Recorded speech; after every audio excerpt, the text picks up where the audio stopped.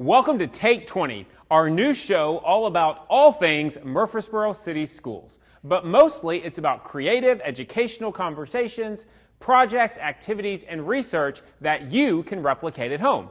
Miss Johnson, I am so excited about this opportunity for our school. I know, and I'm happy this show highlights my school, Scales Elementary School. The goal of our show is to provide a family-friendly look at education.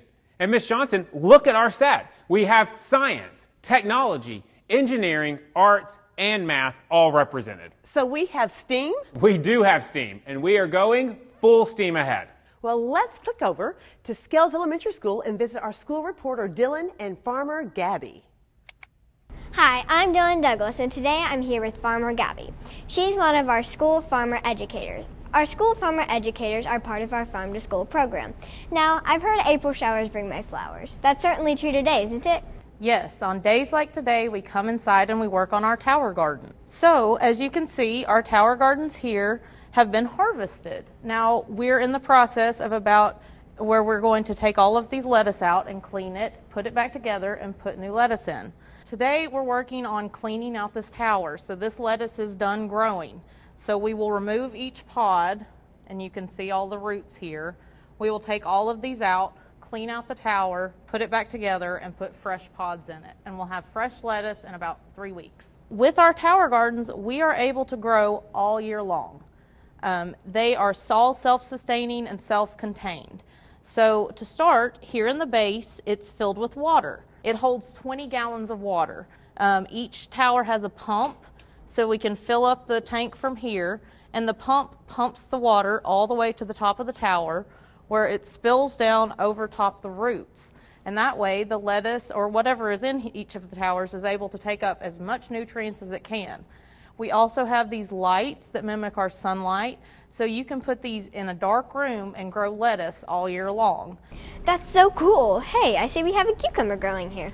Our gardens and tower gardens provide nutritious food for our school cafeterias. What else are you harvesting? This week and in the following weeks, we'll also be harvesting cabbage, cauliflower, broccoli, and spinach, to name a few. So we'll have a few future menu items coming up. Thanks so much, Farmer Gabby, for letting me come and visit you today.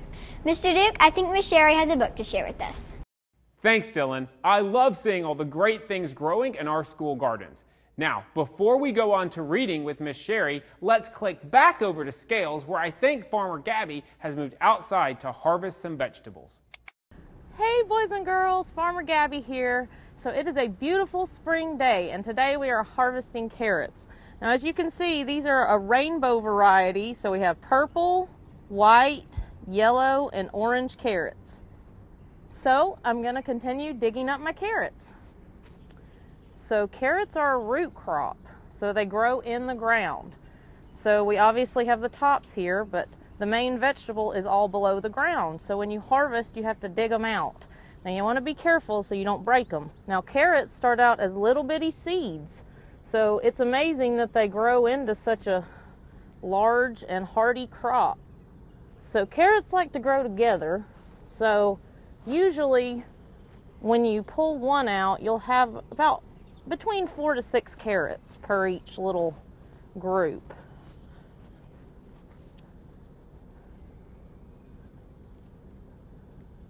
They like to make friends. And while you're harvesting your carrots, you want to make sure and be careful while you're pulling them out so you don't break them. Carrots, once you plant them, from seed to harvest, take about 70 days. So they take a little longer than some crops, but all you got to do is make sure that they have plenty of water. As you can see, our carrots like to grow in groups. They like to have friends. So in this group we have 1, 2, 3, 4, 5, 6 carrots. Hey, those carrots came from our school garden. It's great to see our farmers and students working together, and it's even more awesome to see those vegetables in our school lunches. Dr. Duke, let's see what's going on in our studios. I think our student reporter Elizabeth is going to talk to us about a different type of seed. Thanks, Ms. Johnson. I'm Elizabeth, student reporter for Take20. I'm here today with Mrs. Sherry. Each month, we will feature a reading segment titled Tea with Miss Sherry. What book are we highlighting this month, Miss Sherry? I'm so glad you asked, Elizabeth. It's one of my favorite children's books. It's called The Bad Seed. Now, don't let this title fool you. It really has a great message. It's my go-to when I go to classrooms to read. It has a great message. It's never too late to change your ways. Let's take a minute and read a few pages, Elizabeth. What do you think? Yes, ma'am. Oh, yeah, it's true. The other seeds, they look at me and say, oh, what? That seed is so bad. When they think I'm not listening, they mumble, there goes that bad seed. But I can hear them. I have good hearing for a seed. You really want to know how bad I am? Well, I never put things back where they belong. I tell long jokes with no punchlines. I never wash my hands or my feet. I lie about pointless stuff. I cut line every time. Now, I don't know about you, Elizabeth, but that would make me mad. I don't like a line cutter. I stare at everybody. I glare at everybody. I finish everybody's sentences, and I never listen. And I do lots of other bad things too. Know why? Because I'm a bad seed. A bad seed. You know, Elizabeth, the seed definitely has made some bad choices and has some bad habits. But you know, one thing I like about this book is that he changes his decision. He decides, I don't know if I want to be bad all the time. So let's see what happens. I've made a big decision. I've decided I don't want to be a bad seed anymore. I'm ready to be happy. See, I told you it had a good ending. It's hard to be good when you're used to being bad, but I'm trying. I'm taking it one day at a time. Sure, I still forget to listen, and I still show up late, and I still talk during the movies. I do that too. And I do all kinds of other bad stuff. But I also say thank you, and I also say please, and I smile, and I hold doors open for people. Not always, but sometimes. And even though I still feel bad sometimes, I also feel kind of good. It's sort of a mix. All I can do is keep trying and keep thinking, maybe I'm not such a bad seed after all. And look, Elizabeth, his eyebrows, how they've changed. He has to feel better. I really like the fact that he realized he had a choice to change his attitude. Yes, Elizabeth, sometimes we have to endure struggles to see our own personality. I noticed when you were reading that you changed your voice tones and pointed at the pictures. Is there a reason for that? It's important for readers to show expression because when they don't, they sound like robots, and then the audience isn't really involved and the characters don't come to life if you don't show expression. That's why I like to use a lot of expression when I read. So Elizabeth, what is one of your favorite books? Well, actually, I have it here with me. It's called Thank You, Mr. Falker by Patricia Polacco. Oh my gosh, I'm so excited to see that. That is also one of my favorite books. And Patricia Polacco, she's just an amazing author. Yes, and thank you for sharing your book with me. Now let's go meet Miss Johnson in the control center. Cheers. That was a great book that I need to get for my office at Scales. Speaking of Scales, our next reporter is there and waiting to talk to us about music. Let's click on that link. Hi, I'm student reporter Gus Golden. Today I'm at Scales Elementary in the music room. I'm going to be having a conversation with Mr. Hartman and Mr. Stewart. Hey guys, let's talk music.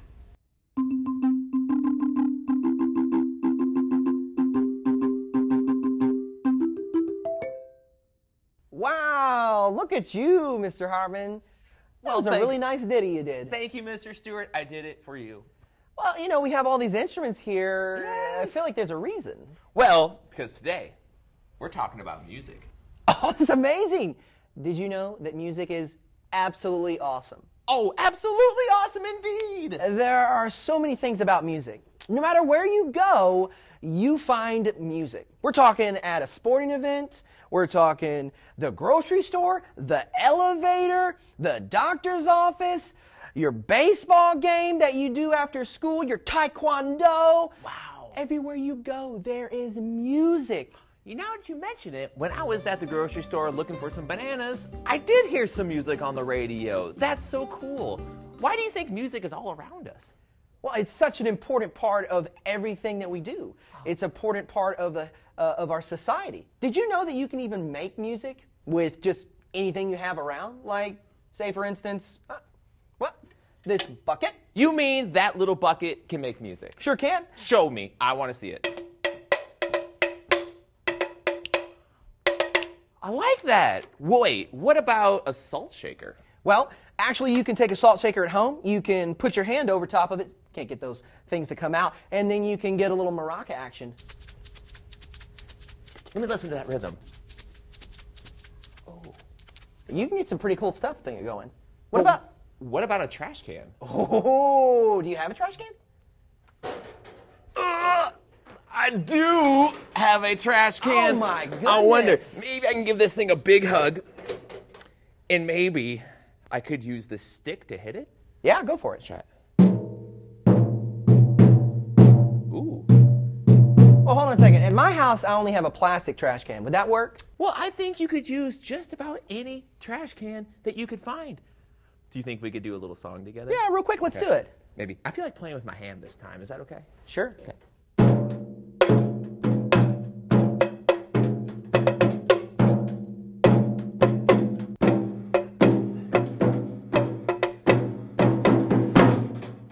And don't forget, Gus, music is everywhere. That was great. Thanks for sharing all that music with us. Now, Mr. Hartman, is it true? Are you a fan of crazy socks? You know, Gus, you're right. I do like to wear some silly socks. And my mom always said if you're going to be teaching in front of some little kids, you should wear socks that are very appealing. Wow, those were some very crazy socks. Now, back to you, Miss Johnson. That was an impressive duo. It's amazing to see our music teachers across the district working with our students in kinder through 6th grade. I have to throw in a factoid here. Did you know that music is broken into sections called measures, and each measure is composed of equal beats, just like a math problem? Speaking of math problems, do you like how I did that, Miss Johnson? I do. Let's click over to our friend Grayson, who is working with our Murfreesboro City School math guru, Miss Cindy Klisch. Thanks, Mr. Duke, or should I say Dr. Duke. Congratulations on getting that doctorate degree. And I know, Grayson, he used to be your principal. Is that pretty great news? Yes. Yes, it is. I'm sure that you had a lot of math in your life leading up to that, and especially right now as you're trying to figure out that district budget. Well, Grayson, are you ready to play a math game? Yes, ma'am. Those look like playing cards, not a math problem. Math is my favorite subject in school, but I really love playing cards. Oh, Grayson, math is my favorite subject too. And playing cards are great. Teachers love playing cards. Families usually have playing cards sitting at home. They're a great tool for mathematics. So we're going to play a great game today called Oh No 99. And this game is one of the favorites of my family. I've heard of this game before, but could you please go over the rules for me one more time? And Miss Cindy, I'm very competitive, so I'm going to try to win. Me too, Grayson. Me too.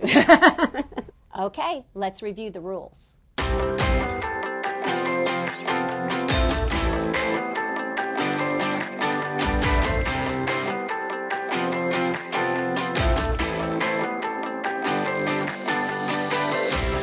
Okay, Okay, Grayson, let's kind of remember. So an ace is going to be worth 1. A jack is -10. A queen is a wild card. It can be the value of any face card or a regular card in the deck. And a king is a 0. Okay, Grayson, you ready to play? Yes, ma'am. And I'll deal, and you can go first. Does that sound fair? You know, Grayson, one thing I forgot to say is we're going to be building off of each other, and we're going to try to get to 99. I'm going to try to push you over 99. You're going to try to push me over 99. Okay? You know, it's a lot of strategy here. Okay, you get to go first. Go ahead. I'm going to play a 4. A 4, and I'm going to build on that. So now we're to 14, and thank you, Grayson, for drawing a card, because you always keep 4 in your hand. I'm going to put down a 9 to make it a 23. 23 is exactly right. And I'm going to put down a 9, and that's going to get us to 32. And I'm going to put down a 6 to make it a 38. 38, ooh, and I'm going to put down an 8, and that's going to get us to 46. I'm going to put down a 2 to get us to 48. 48, and I'm going to put down a 4, and that gets us to 52. I'm going to put down a 3 to get us to 55. 55, okay, and I'm going to put down a 3 to get us to 58. I'm going to put down a 10 to get us to 68. 68, okay, and I am putting down a 2 to get us to 70. I'm going to play one of my good cards. I'm going to get us to 80 with 10. 80, okay, and I'm going to put down that card and get us to 90. I'm going to put down this card to get us to 97. 97, and I'm going to put down this one to get us, we're going to stay at 97. I'm going to put down this one to get us to 98. 98, ooh, how about this for 99? Now we're right at 99. Do you have a card? I'm going to play this, and I'm going to make it a 0 so we can stay at 99. Grayson, oh no. I have to play a 2. What happened? I went over.